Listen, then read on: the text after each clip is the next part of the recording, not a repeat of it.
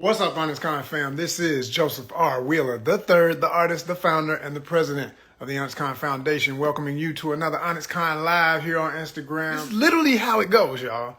I'm going through the post. I see nothing offensive, nothing too crazy. It's sci-fi. It's loving it. It's just in the moment. And he even gave the details of how the photo shoot was made and shows you the behind the scenes. This is edutainment. This is what we do: educational and entertaining. Follow and post. Next thing you know, he sees it, loves it, can't believe we even reposted him. I'm like, oh yeah, for sure. Brother sent a donation. That's all I'm gonna say. I ain't gonna say how much he did. If he wants to announce that on here, it's all good with me. We're gonna bring him on right now. There you go. Mr. Wheeler. There you go. What's happening, brother? I'm chilling, man. I'm very happy to be here. We've been working on this project for a while, and I've been real quiet about it. But since you put it on your platform, we're gonna go and talk about it. That's what's up. That's what's up. So let's before we get right into the what you're doing exactly, I like to give people a little background about who they're talking to and everything. So John Cooley, hailing from where? Where you're born and raised, or where you at? All that. Born and raised in Memphis, Tennessee. Live in Lakeland, Tennessee now. Okay. Lived in Atlanta for the last half of the '90s and the beginning of the 2000s. Oh, represent A-Town. Yeah. Okay. Yeah. I was in SWATs. I was in Sewanee. I was in right there on Jimmy Carter Boulevard for a while. Oh man, you covered a lot of territory. You know a lot of areas. Oh yeah. Yeah. Mm-hmm. Oh yeah. Lived around a lot of places because I didn't want to just be stuck in one spot. A whole bunch of different people in different areas. Wanted to get as much as I could before I had to come back. There you go. Proper experience. So was it Yep. because of work or what? What brought you? Yeah, back? work. Yeah. What Work. type of stuff you do? Okay, well, so in my middle 20s, I worked with corporate Disney. Oh. I was a middle manager at corporate Disney. And bro, let me tell you, I just wasn't ready for that. Oh my gosh, the sharks in the water. Oh man. And I was a guppy. Oh my gosh. Yeah, I saw a bunch of folks eat each other alive. See. So that really wasn't for me. So I got with another company that was in Atlanta that handled all the furniture deliveries for most of the major furniture companies in Atlanta. You said. And I was like one spot away from the owner of it. So I had a whole lot of management experience. Okay. Managing people, and people tended to like me. So I thought that was, my calling. I will manage people because people like me, and I hate mean bosses. And I also was drawing comic books, ever since I was a kid. Okay. And so I have Fanboy Entertainment, and the initial leg of it is my comic book company, and those comic books are all available on Amazon right now. All right. Warrior Breed, Mr. Omega, and Rise of the Golden Dragon, which is a martial arts, which is basically my take on The Last Dragon because Sony wouldn't give me the rights for it. Yeah, well, yeah. Yeah, they weren't doing nothing with it, and they wouldn't give me the rights for it. Oh yeah. And now I don't even have the rights no more. Wow. Yeah. Wow. Man. Well, yep. You know how properties like that are. I mean, IP like that big, it's bound to come back at some point and be remade, like they're doing all these remakes and everything, So it should. Yeah, definitely. It's overdue. Bruce Leroy is a superhero. He was the first Super Saiyan too. Hey, but right. If you want to take it to what that energy represented, yeah, exactly. I feel it. All of a sudden he got the glow. He starts firing up. He got them powers. They ripped that straight from Bruce Leroy. Straight up, tell them. Mm-hmm. So check it. So growing up, like, what were your favorite comic books? Like, just to give people a little background, what your influences are and stuff. Favorite. It was basic. They had all these Superman TV shows, so of course I like Superman. And they had all these Batman TV shows. Those are two properties that have just been around forever. And then my brother bought me a comic book had Spider-Man in it. And I thought Spider-Man was just, some kind of, I just thought he was a regular dude in a costume. Mm-hmm. But when I read it and read it, I was like, oh no, he's much more than just that. And I was about 5 reading Spider-Man comic books and realizing what's going on with it. Mm-hmm. So he was good too. And then, they had the Spider-Man cartoon out.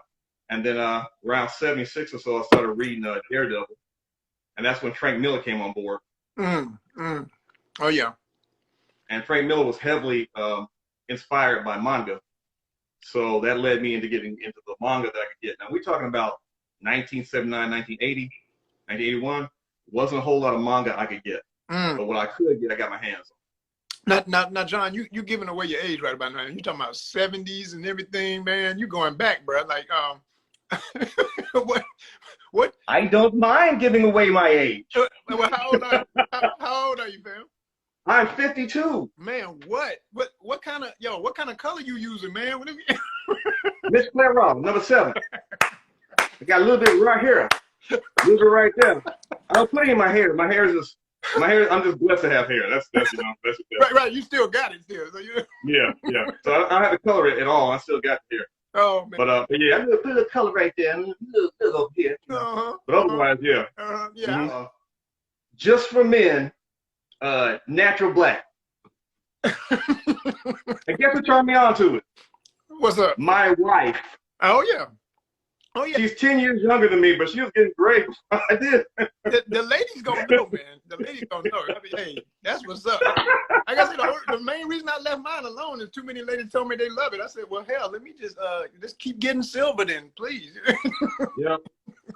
Yeah, I got too many things I want to do before the gray hair sets in, so I gotta lie to myself.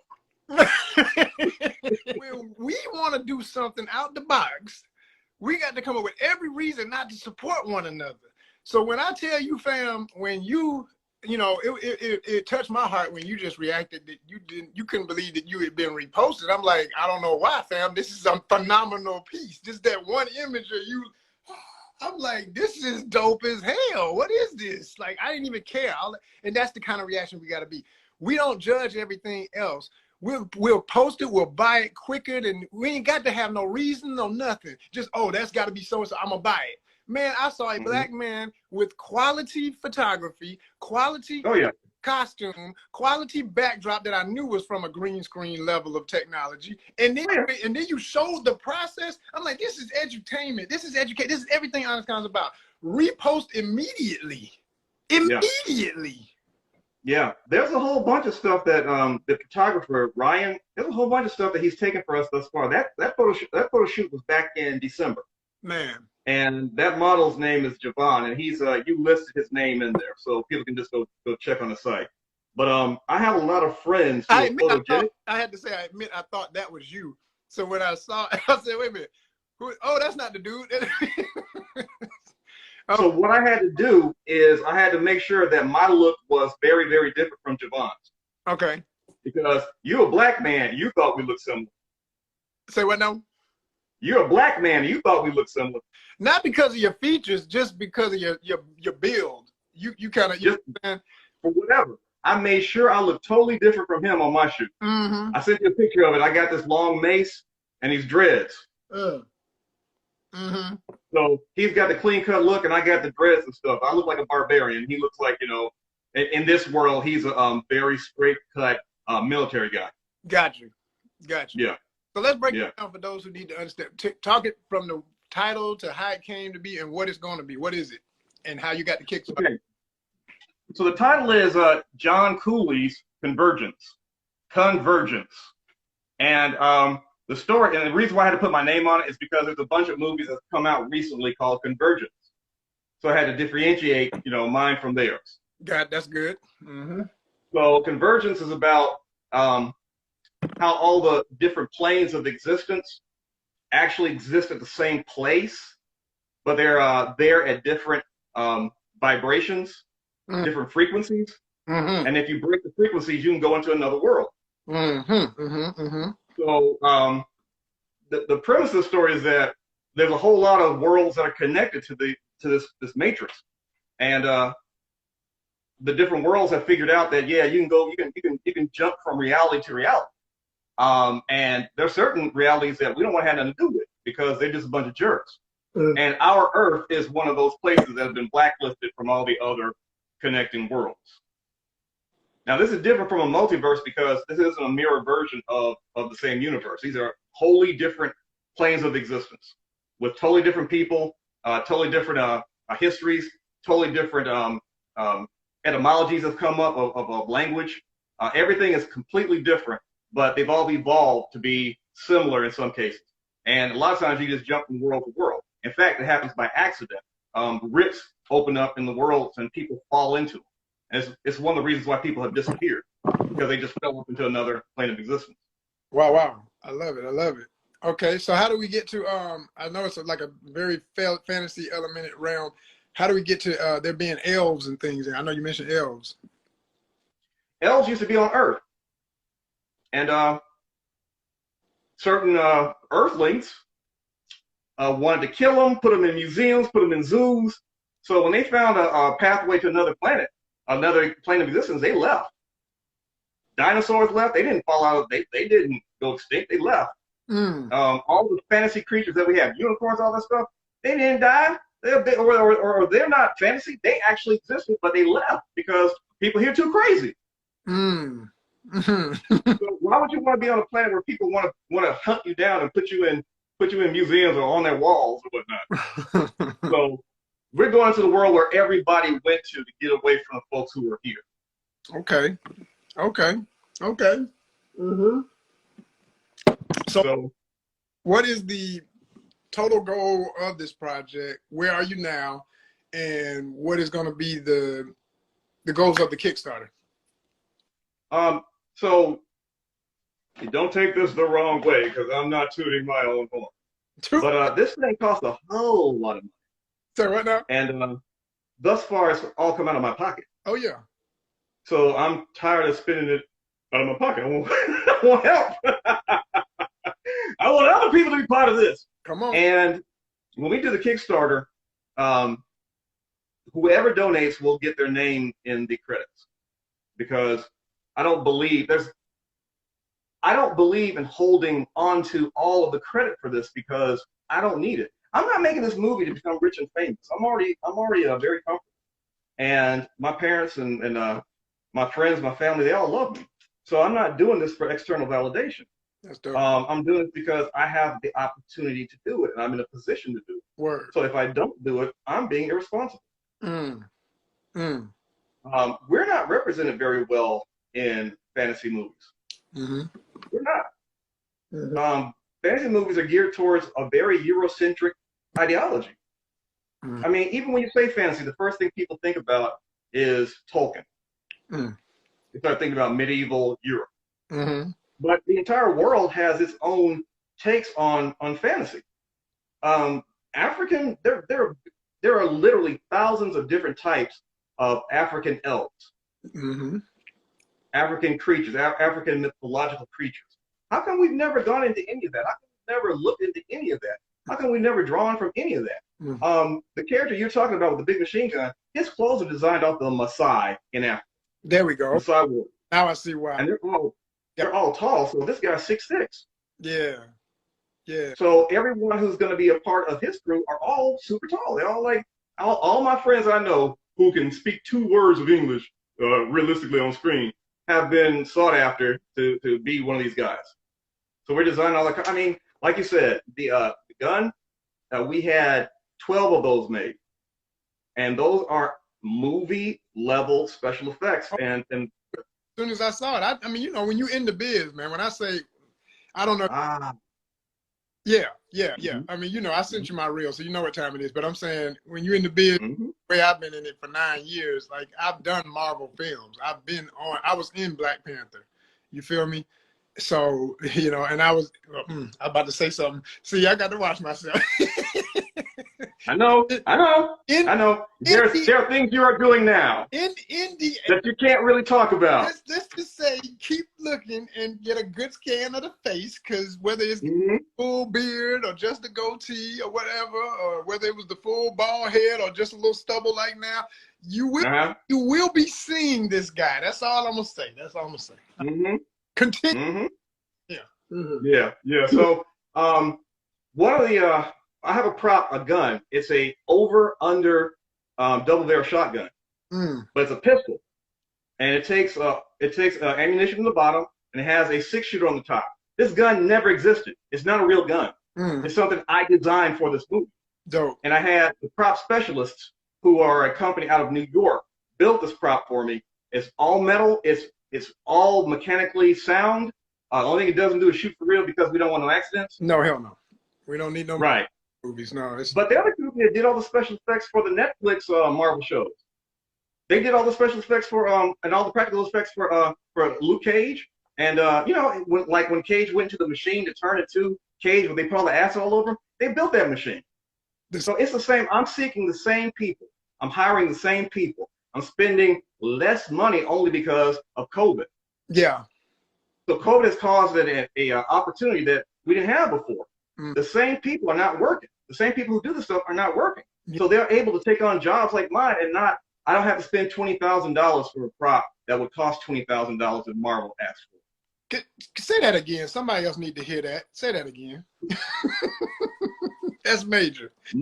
My daughter asked me if we were making a low budget movie. I told her no, we're making a low cost movie. Right. Because low budget automatically means low quality. To most minds. But we're getting the same quality. I know what you mean, yeah. Same quality props, same quality clothes, same quality bills of everything. Everything we're getting is the same quality. We're just not spending the same money. And this isn't a new concept. If you watch the Marvel movies, I think the cheapest budget they had was like $120 million. That was like the lowest budget they had. Right. Anytime there's million, it cracks me up in the business. They talk about low. I'm like, oh yeah, that's. I wish I just had a little more. Like what the hell? I was on something, a pilot for something one time, and it was like it's super low, but it's like 5 million. I was like, oh yeah. For 30 minutes. Right. For 30 minutes. Right. Literally. So and it never. So yeah. Never. But you look at Falcon and Winter Soldier, and those were like 45 minutes each, and they spent $25 million on it. So you put 3 of those together, and that's a 2-hour, 15-minute movie, and they spent all the $75 million on it. And the quality is absolutely as good as anything you see on the big screen. Talk. So they've already been doing it. Talk. It's just filtered down to us now. We got the technology. We have the availability. There's a studio in Nashville that we're using right now that has the big LED wall. So we can do stuff like that, what they do in The Mandalorian. That's right. Yes. We do it like we do some of the things green screen, but that takes a lot to get it where it looks right. So you shoot it right in front of the LED screen. All your lighting is there. You don't have to worry about it. It's all in camera. So we have the opportunity to do this, and that's what we're doing. This is a fantasy movie. It's basically like Wizard of Oz.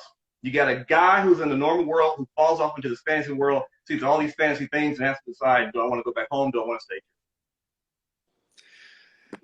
So, Mr. Cooley. So basically, what is your? Tennessee is just right above Georgia. So I've sent you my reel. I'm just gonna say that again.